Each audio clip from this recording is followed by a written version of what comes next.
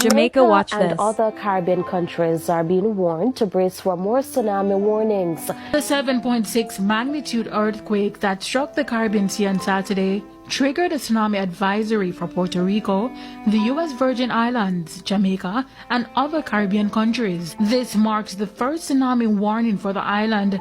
We don't get tsunami warnings very often, but they suddenly came. They became more of a topic, particularly with the Boxing Day tsunami in 2004, when of course we had that disaster in basically Asia. And what we really see now is the fact that there's a greater basically need to understand these things. So what we're finding is that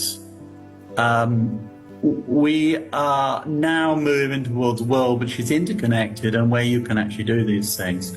So a lot of the seismic stations around the world are connected together so that people can actually recognize when there is a tsunami. He emphasized that not only an earthquake can cause a tsunami. You can actually get tsunamis produced by other things. For instance, a meteorite impact could produce a tsunami as well.